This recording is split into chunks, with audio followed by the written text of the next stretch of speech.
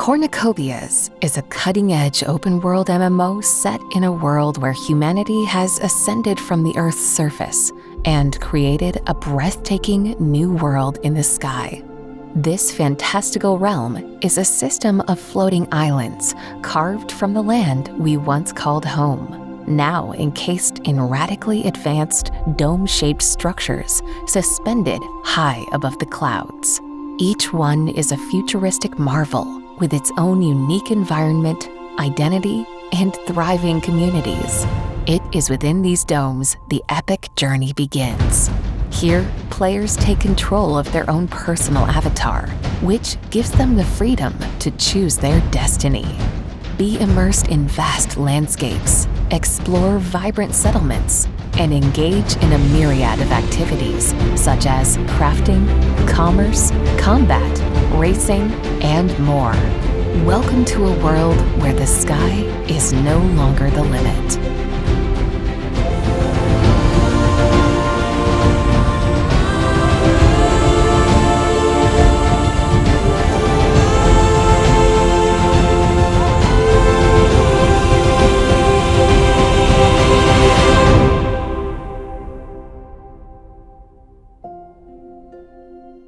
Hey everybody, welcome to Copi Cafe. This is episode 89 and you've got Rob Gregg here with Josh Jones. 89, we're nearing 100. That's kind of exciting. We've said this before, we got to do something special on episode 100. We got a fun episode ahead for you. We're going to talk about ISPOs. We're going to talk about the recent release. There's some new music in there. There's Holocaches, the affiliate program, and the avatar creator. And yeah, we do have David coming up to talk with us about the avatar creator. So a lot of fun new release stuff. And let's just go ahead and kick it off. Rob, what are you drinking? Cool. So today I am drinking peach iced tea. Peach iced tea. Never had it before. What are you drinking, Josh? Did you hear me crack it open? The can. The Dr. Pepper Light. I haven't had one of these on the show in quite some time. Oh, Waterloo. The Waterloo. How do you know when you win the war? All right. A yellow one. I've never seen a yellow one, I don't think. This one's pineapple flavored and they're pretty good. Pretty darn good. They never contacted me about that Copi Cafe sponsorship where they would send me hundreds of cases for the year. Damn. I don't know what's up with that. Is our views? Can you guys help us by liking and subscribing, get our views up there so we can get the water? I tried to buy one once. I thought I'll surprise you. It was you tried to buy one?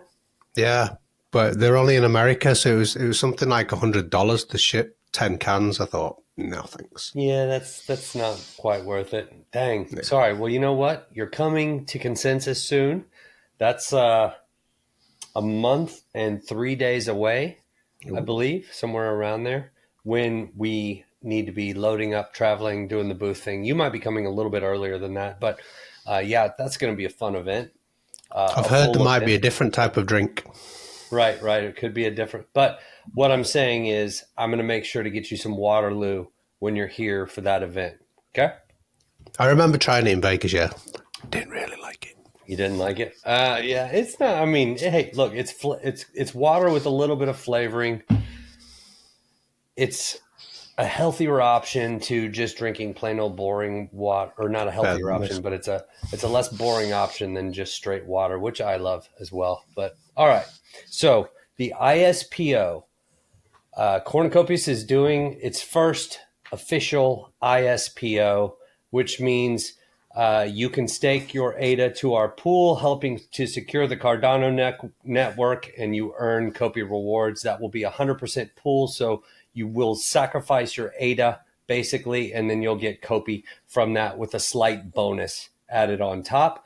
So that's exciting, and I believe at the time of this video release, we should have some more details out there about it. If not, they're coming soon, so don't fret.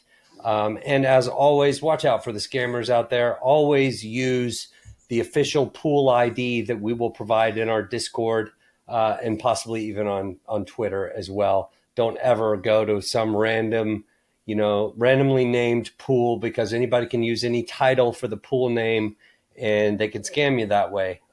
It's this been done this before. will be a brand new pool.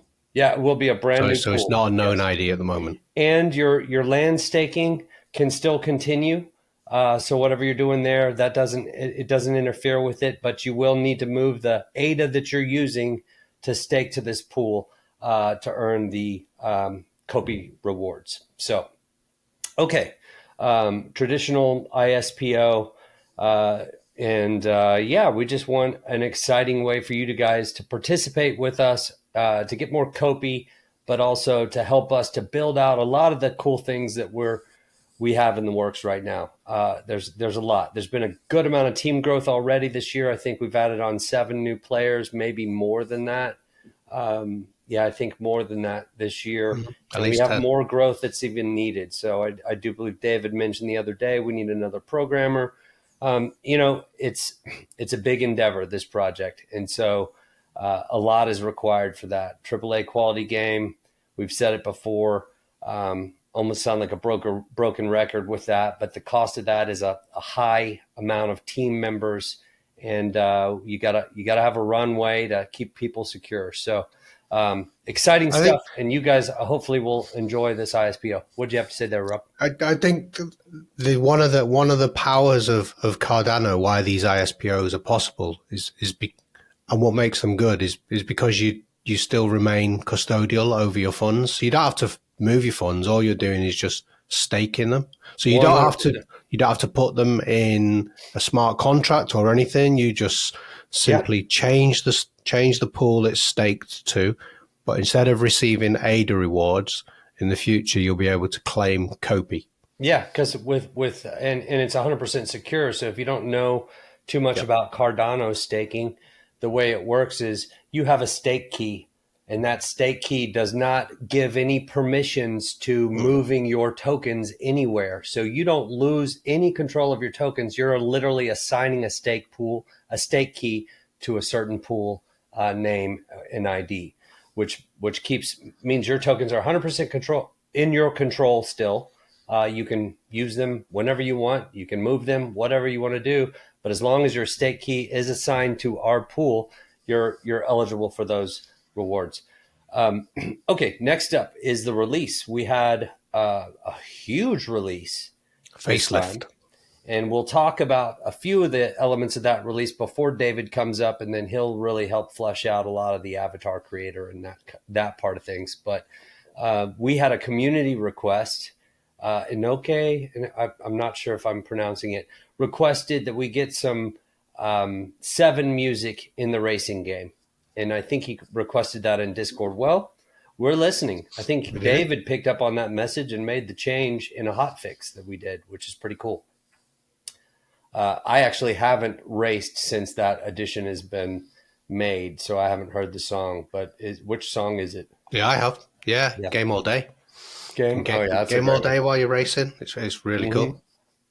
Well, that's the one that was done with a community video that the community produced. I think it was Chiaz that did an edit to Game All Day song that had a lot of racing video in it, and it also you'll be able to hear it at the end of this episode from one of our events. What? You'll be able to hear it at the end of this episode. We play it every week. Yeah, yes, we do. I know, it's great. I love it. Okay, good addition there. And then we also had the Holocaches, which you put a good amount of time into that. You want to talk about that? Yeah, sure. Before we talk about the avatars. I mean, the history of the Holocaches is we wanted Kalido Valley. We wanted a way for players to explore and test Kalido Valley in a fun way. That wasn't just a walking simulator. So we scattered all these Holocaches around Kalido. And now they've kind of evolved into bits of puzzles. They're so I mean I'm the Sigma of puzzle games, so I like Lara Croft, Assassin's Creed, Zelda, Fallout, Red Dead Redemption. If you played any of these, they all have kind of little puzzles where you have to solve things and collect things. So I think what we've kind of discovered and evolved, what was a little bit of fun, is now turning into actually, I think, a pretty important mechanic So Toledo Valley lays this foundation. It's got a number of these classic puzzle solving elements. So you've got find and seek. You've got escape rooms where the holocaches are in, and then you've got to get out of them. We've got now new jump puzzles. We've got parkour puzzles, some very easy ones. And I've got actually some screenshots, actually, I can go through very quickly. Sure. And one thing I'd like to mention here is the future evolution and vision for holocaches is that eventually we'll have, it'll be like a mystery holocache. You find it, you don't know what it is, walking up to it, it pops open and it's a gift. It's a axe for mining, or it's a fishing rod to drive you to another part of the game, or it's just extra bonus points that turn to RP, or, whatever. Like, I don't take any of that as a definite, but, these are ideas we're discussing. Okay, go ahead, Rob. Yeah. Then we can touch a bit on the future of holocaches. Definitely. Yeah. I mean, so this one here that I'm showing is for those that have done holocaches before. This was a pretty clever one. How you get to this one is you climb up this little light down the side, and there's a holocache at the top of them. Well, if you look at this picture, there's actually 2 arrows. So there's a new fun addition to go and find the other one as well. Did you just give a holocache location leak? It is actually a leak. Yeah, these are all leaks. This is a look away now leak. If you don't want to know where leak? Some are. A Hololoco leak. All right, go ahead. Yeah. This is an unleak because this is where holocaches originated in this location here. Currently, there isn't a holocache here, but there will be one added back in the future. I think we're gonna spend more and more time actually planning these better, making the eyes lead to them rather than just scattergun. Now that we're quite happy with how Toledo is, spend more time making them feel like a natural one. So this is a classic escape room and jump puzzle. You jump in this area, you collect the holocache, then you've got to figure out how to get out by jumping on all these boxes and climbing over. So that's a pretty cool one. Mm-hmm. We have the infamous, what we call Burger Barn one, where with this one, you have to kind of jump up this platform here.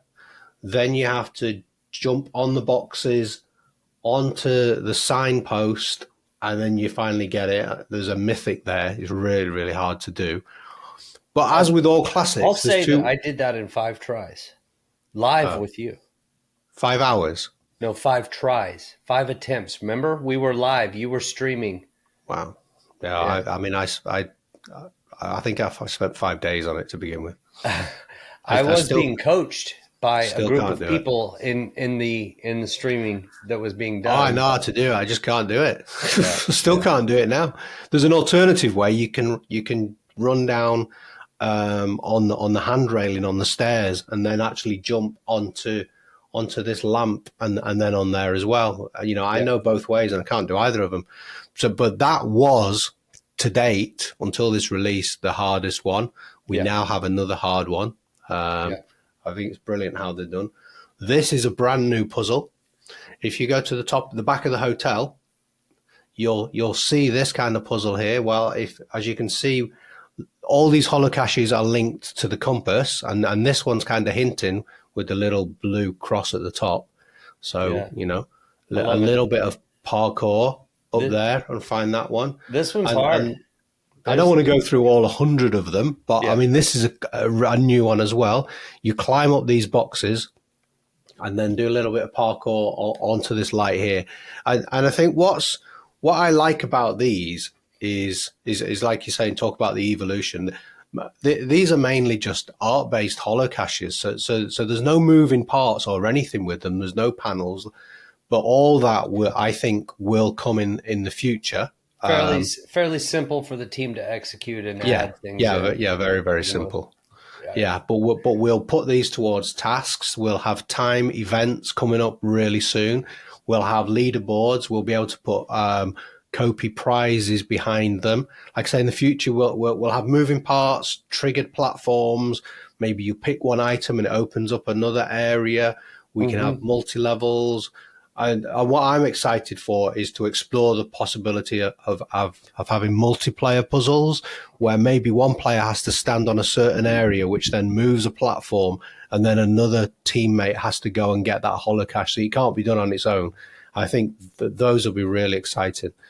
And other areas where holocaches could go, we've not planned this yet, but I think it would be absolutely perfect use case for custom domes where people can create their own games.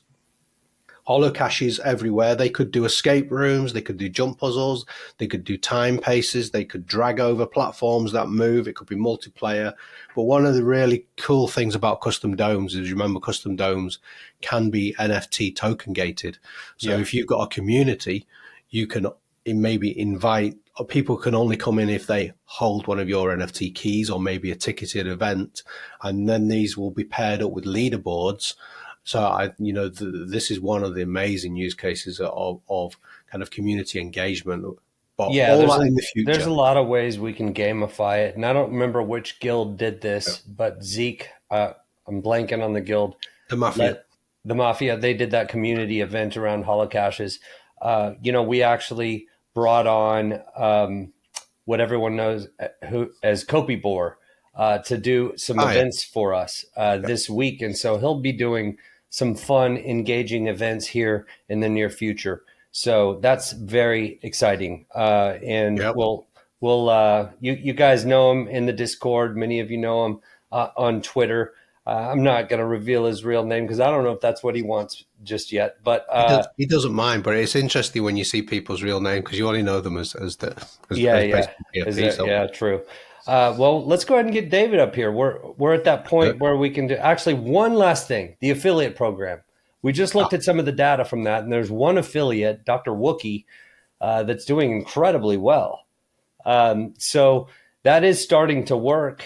Which is great because that took a good amount of tech iteration, a few weeks in planning. It wasn't too difficult to pull off, but I'm glad to see that that's working. So for any of you content creators out there, please, we'll put the link in below to go apply. There's an approval process. We're not just opening the gates just yet. But if you are a content creator and you've heard about this, you can earn some extra revenue by sending people to any of the sales that we have going on. So currently we have the node sale going on Base and on Cardano for NFTs that help us to provide infrastructure. And those you can earn Copi rewards for providing that service. So now that we have that going, if you're a content creator, send people to that landing page on our website from your affiliate link, and you will earn 20% of whatever revenue from sales that do occur. So please keep that in mind. It's working really well. And now we can get David up. David, welcome to Copi Cafe, sir. Hello. Hello there. How's it going? Good, man. How are you? Coming off of a very insane weekend in last week. So have you gotten some rest? Not as much as I wanted to, but the show must go on regardless. So yeah, that's true. I hope you can find some time to rest here either this week or this weekend. You need it. I know that was momentous. That was a huge release. Unfortunately, I don't, I would love for a release like that to be going out to 50,000 daily active users and then see but our community really, they dove in. There's a lot of people having fun with it. What's your take on how it's gone since the release? I think the reception, even seeing people that were, kind of big into MMOs and people that are actual mainstream gamers were very, very impressed. We left the creator very, very open to do a lot of things. And some of the things I've seen so far have been very surprising. I don't know if we'll be able to always maintain, some of the stuff I see where somebody's nose is over here and their mouth is over here. I don't know about that due to us adding on things like accessories and beards and stuff like that. Yeah, glasses and beards may not work so well with that. Yeah. They may not work so well with that, but we want it to be a lot of power for the player. We can make it work with the lore. So even things like those sort of quantum skin changes that you have will totally work. But I thought the reception was fantastic. It was. It really was. We've had a lot of good stuff. Well, this is a good time to mention the channel. So there's a channel we created in Discord for people to share their avatars. So Avatar Flex. Avatar Flex channel. That's the name of it. Yeah. I like how fantasy some of these are getting. So it's good stuff. There's some Getting great work Autobots. on there. That one, Adam's Chases. Family That was pretty stylized. I like it.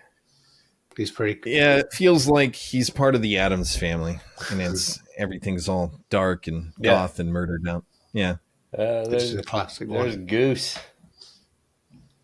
I like to see the ones where it looks like somebody really took the time to make a legitimate person. There you go. I really like seeing those. Yeah, that's one right there for sure. The beauty of this is that you That can was pretty create good. kind of human looking ones. The but one above, though, Rob, because go back up real quick. Yeah. I mean, a little further. That one, that looks very easily like it could be a character in a movie. Just Yeah, I think it looks great. That's It's almost Copi like a Gores, cross that one. between some sort of. It reminds me of a Witcher or something like that. Somebody's going to go slay monsters. Oh boy, Yeah. there's some interesting ones in here. This one's an interesting one. This one's a good one. This is very well presented. I like this one. I bet you like that one. I think that's yours. It may or may not be mine. Small amount of bias. Yep. Yeah. I really like that one. Yeah. This character looks like trouble. Like, what a stinker. They're definitely He's walking a on the wild stinker. side. He's an absolute stinker. I mean, that guy, you don't trust that guy. He's getting into something. I think Renee created him. Have you seen the memes that he's putting on Twitter as well?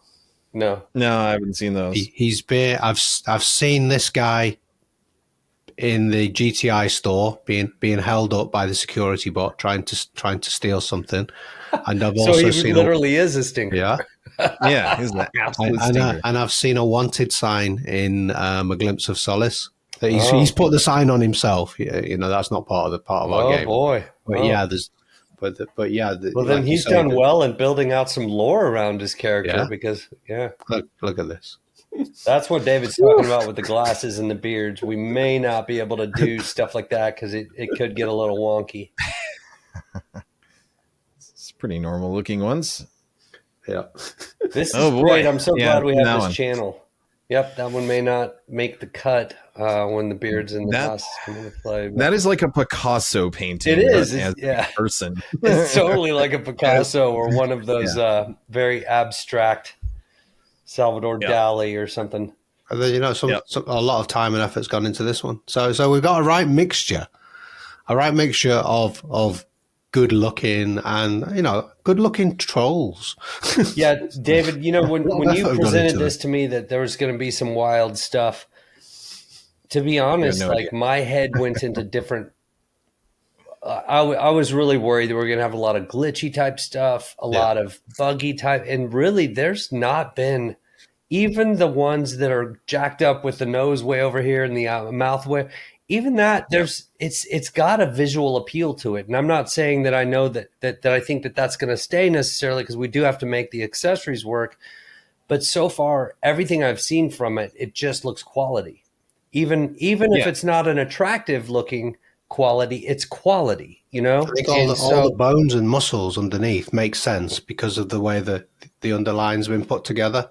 Yeah, you guys knocked it out of the park. I think it's it's top Me and quality. Jim did a great job with it. We spent an immense amount of time going through creating a lot of different people, trying to see where the problems were. Yeah. And eventually, smashed most of the stuff where you could see maybe your skin splitting and things like that. Do you want to just give us some? This is a good opportunity to educate both Rob and myself, but also the community on what are all the elements that are involved and team members that are involved in pulling something off of this magnitude?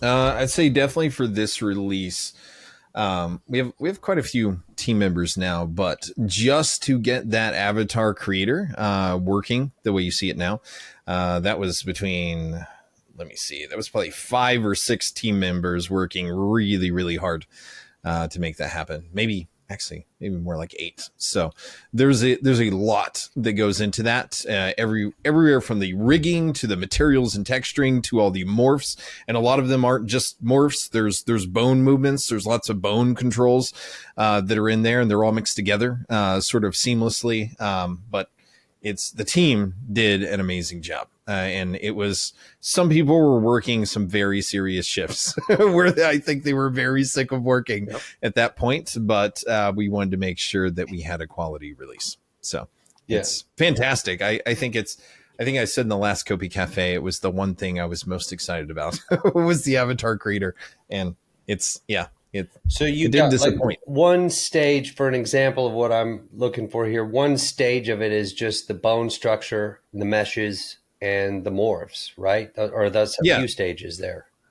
Well, the very first stage with any of this is getting a base skeletal mesh down that can morph in any different direction to make sure it can do different ethnicities, make sure that it can do male or female.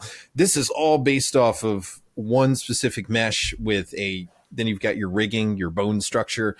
Then you've got all of your weights and everything else that's going on. So there's a lot that goes in that base before we start doing the bone controls that move certain things around, and before we start doing all these shape morphs that you're allowed to use in the editor. There's also a lot of time that went into the materials, making sure that there's some customization there.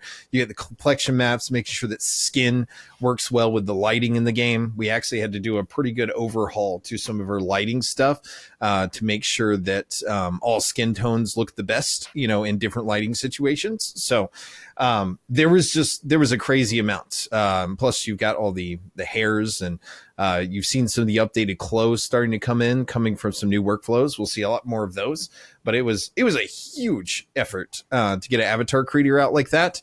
And I think, like I said about in Copi Cafe before, I think we absolutely slayed Web3 with that avatar creator.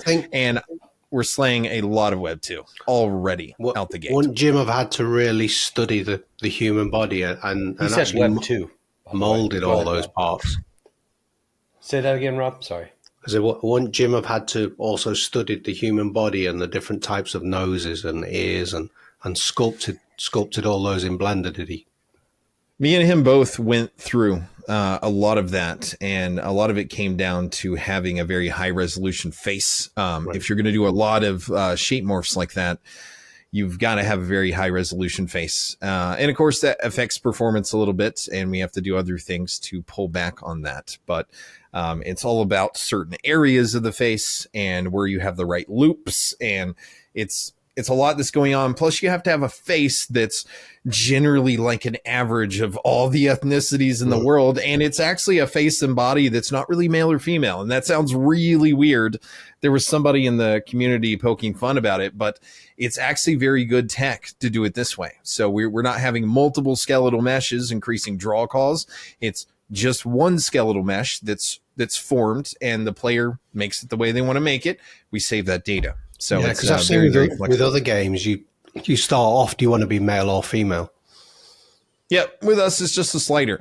And I think there's a lot of human biology, sort of truth in that is, you do have females that are a little bit more rotund. I think about watching cooking shows with my dad back in the day, like Julia Childs, and she was this big woman, cooking in the kitchen. You do have these mixtures. You have more feminine men. We're not saying that people are transitioning from one side to another, but it's a very easy way for players to find what they want to look like in that sense. Yeah. So, but I like the addition of the body art as well. The way you can change colors, so you can have the Hulk.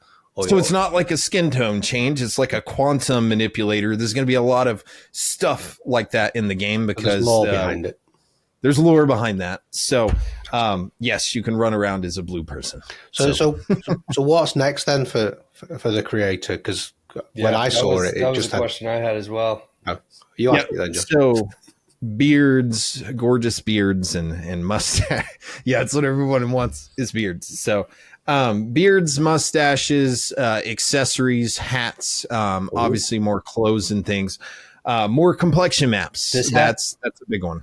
this hat? Yeah, we do have a javelin hat, so we can throw that in there. Glasses? So, believe it or not, Do I need that's to the get you these glasses? annoying hat. So any of the tighter stuff, we have to come up with, let's say you have this big bushy hair and then you put a hat on, what happens? So we actually have to create hair meshes that are the under hair version of that hair mesh. So when you put a hat on, let's say if you had a big fro or something like that, you put a hat on. The funny thing is that was last week's Copi Cafe episode. I put on a big Bob Ross fro, and I was trying to get this GTI hat on to do that, and even physically, that's hard to pull off. Hard. Yeah. So that's good. Okay, cool. All of these complexities add additional complexities, it seems, and you guys pulled off. I don't know, man. There's millions of variables. You can do just about anything. We have a contest. Should we just reveal our leak right now, or do we want to dig into the creator a little bit more with David before we go there? Let's do both. Let's close with the leak. There's a contest coming up. You guys know what it is. We'll close with the leak. I want to talk a little bit more about the creator. So Rob asked what's coming up next. What about clothing and things like that? Are we going to have clothing for sale at some point? Are we going to have more free clothing available? What is that going to look like? So cosmetic sales will be a big thing for the store. And a lot of that so there's a lot of value in the way Fortnite does its sales, and they sell a crazy amount of avatar skins. So a lot of stuff that you see on the store will be kind of that way, like Fortnite, where you're presented with something that's all together. We're a little bit different than Fortnite. We're more customizable. So you've got your hat area, you've got the outfit, which covers the chest, legs area, and you've got your shoes and feet. Plus you got the backpack and any additional accessories. So what you'll probably see is bundles on the store that puts everything together for you. And when you buy that, and let's say it is a player owned type asset, so it's on the blockchain, you're not just going to get one big, NFT for something like that. You're going to get that separated out into those different parts. Mm-hmm. So, but buying bundles will probably be a big deal where you're getting everything kind of put together. There's also rarities involved too, but I don't want to go quite into those outfits, are they just cosmetics, or do they have anything do they have any benefit in the game? They do. They definitely have some differences. I will just describe it as more situational progression for the player that can lead to your progression. So a good question that I had when I was talking to the guys about this is, the real world is a very dangerous place, right? There's lions out there. There's probably some stray dogs. There's all kinds of things. There's war out in our world. Why am I dressed like this? And why am I not loaded up with body armor, with a rifle on my back and like a helmet all the time? Why am I not that way? Because it's socially unacceptable and it's uncomfortable to do so. So, we're going to play into situations. You may not have a war going on in your neighborhood, in your city. I may. Yeah, probably not. I'm not going to reveal that. Maybe not for later. Tiger. You're not about to walk in. But yeah, go ahead. You could start. We might have more of that in Cornucopias, though. There might be a lot more danger going on for sure. Yeah, one thing we really don't want also is you've got this sort of shining gem in the sky, and there is a dark side to Cornucopias. There's other things going on. There is conflict.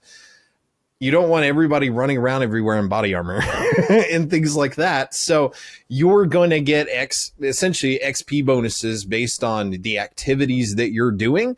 And it's choosing a better outfit per the activity that you're doing. The most appropriate one is going to help you level up faster. So means that actual utility tied to progression as well. Yes. Yeah. But if you're doing agriculture and farming with a farming outfit, that's going to be ideal.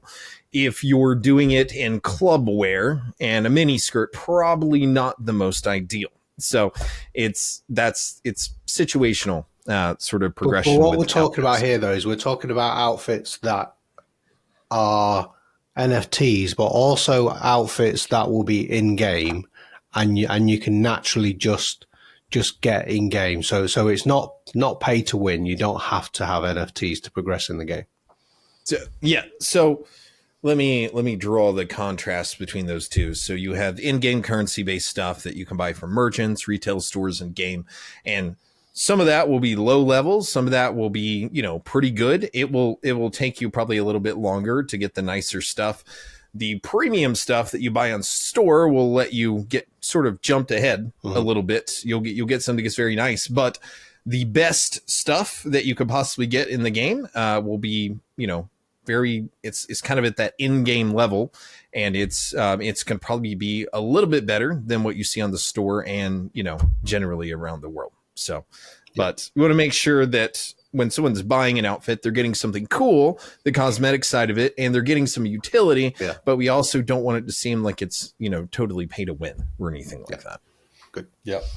Agreed. Rob, do you have any other questions, or David, is there anything else you want to add to the? No. I mean, do we want to hop in the creator and I could just go through a few sorry. Yeah. Go through a few features, please. Absolutely. A few tips. Yep. Let's do it. So I got a character here. I was just going to go through some of the most basic functionality. I've heard some people having a hard time.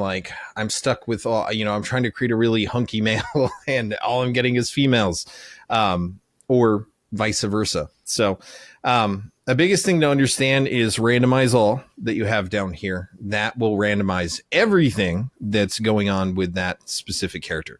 This is probably not a button you want to hit by accident. So in the future, we're going to have a little bit of a Control-Z type thing where you can go back to the previous version just in case you accidentally hit that button. But now we're talking about randomize and randomize all. When you go into specific body sections, if I were to hit randomize here, it's going to randomize only what's under the structure and body.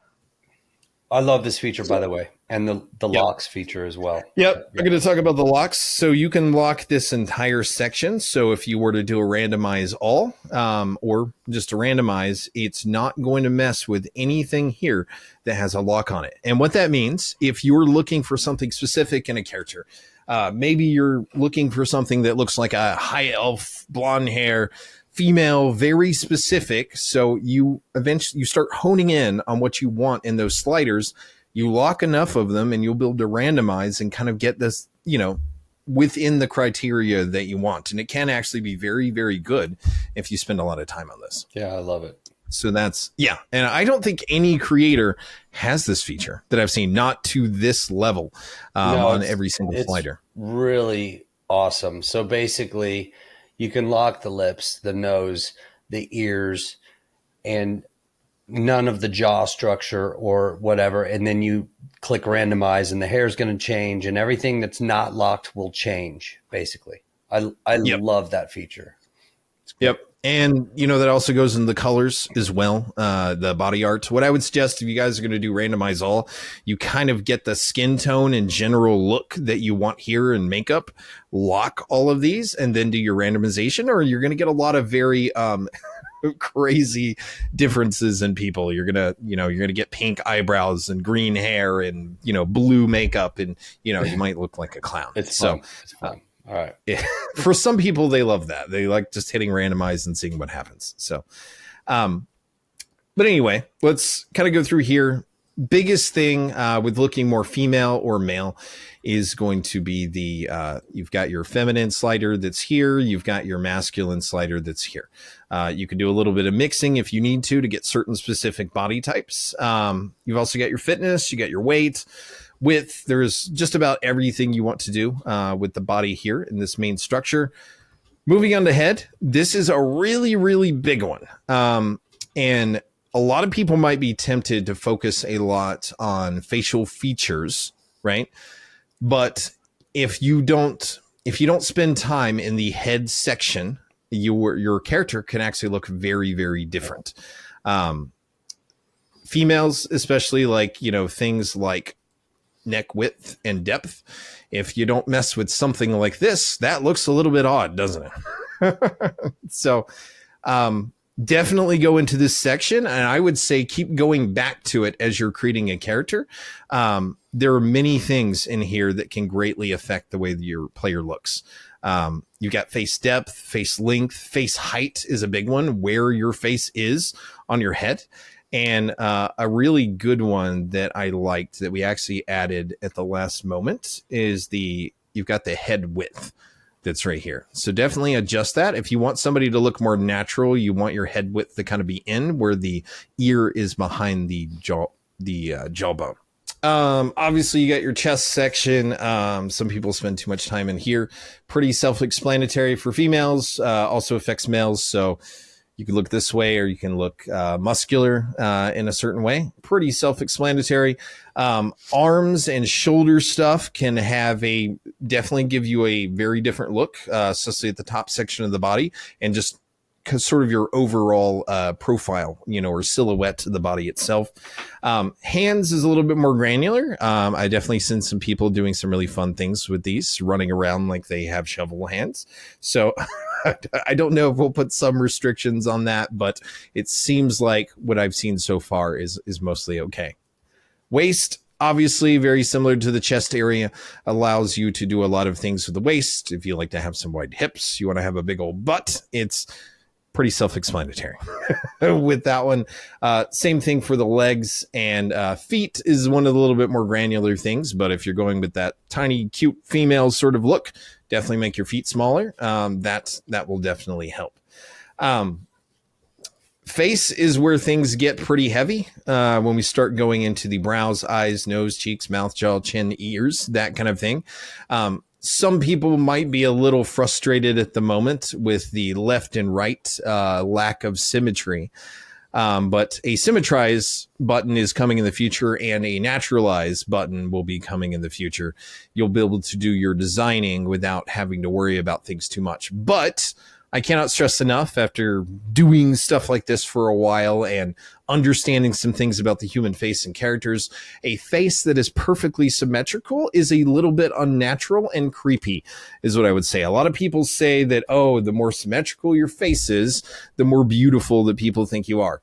Yes, but there's a sweet spot for that. If it goes too far, you just kind of look like a robot. So especially if you're making any sort of celebrities, people like that, everyone has slight bits of asymmetry in their face, and you can actually make your character look a little bit more approachable and appealing by having a little bit of jaw roll. You can have a little bit of nostril that's off.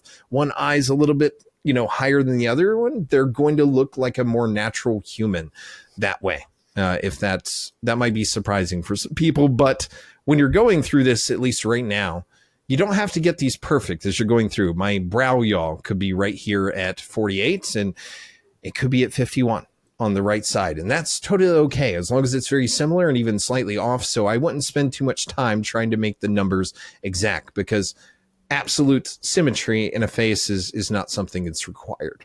Does that make sense? Sure does. All right. Okay. Eyes, skin, and hair.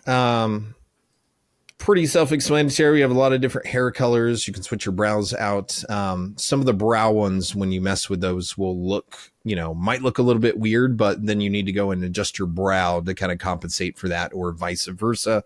Skin is where we have a whole lot of stuff that's in there. So you've got all of your base skin tones that you can actually go through with your character. And that's what I would do first. Before you make any sort of character, you're going at a certain ethnicity, go ahead and set your skin tone the way you want it to be, and go ahead and set your complexion tone as well. And this will give the face a pretty solid difference to what it actually looks like. And you can see here, she actually looks old, but facial structure is one thing with humans. Your actual skin complexion and discolor. Do you have a lot of vascularity here? Do you have thinness under the eyes that creates darkness? All those things are what makes a human look like, different than another human. So complexions are a big deal, and you'll see a lot more of these. Go ahead and pick a complexion that you like that generally goes towards the person you're trying to create. But throughout the process, occasionally come back and switch that complexion, because if you're doing a celebrity, you could probably get a little bit closer sometimes by switching that complexion. everything else is in here. A lot of things. This is mostly makeup. There's loads of that. There is stubble for guys. So if, you want to look a little bit gruff, you actually have the stubble that's in there. So don't forget about that. Somebody might look at something such as the subcutaneous intensity, like, well, what is that exactly? Subcutaneous refers to the fatty layer of skin. That's your bottom layer of skin. And it's what's going to control a little bit of light transmission in the way of the sort of globular fat cells that you have. You can play around with it, see what it does. It's a very, very subtle effect, but it's just an extra piece of customization for your character. All right. I'm sorry this might be so boring. No, it's really well done, a lot of detail, and it's what makes it so fun to play with, because you can literally, like, I've been trying to work on Angelique Jolie, and you get hours and hours in trying to refine, trying to develop all of these things. It was because Scruffy had started that one, and his looked like a caricature, and then I'm like, oh, I'll try that. So I tried. It's hard. You just refine and you refine. Well, that brings us to our point of our contest. So we're having a celebrity lookalike avatar contest. You want to go through the list of names real quick, David? We don't need to talk through any of it, but if you scroll through it, and we'll also provide the list of names in Discord. But this is a contest where you get to choose any one of these celebrities, anyone that you want, and basically create them in the avatar creator. And we do have a prize, $250 worth of Copi for first place.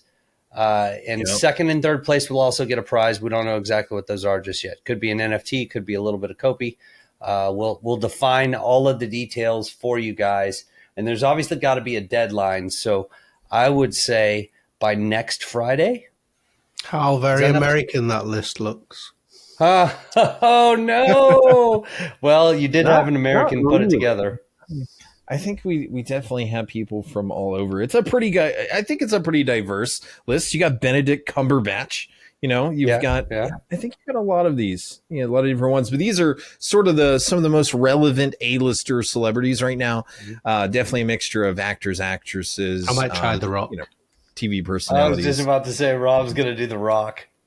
I do have a question. I might do The Rock. Well, I mean, maybe Van Diesel. We're trying to create a AAA game.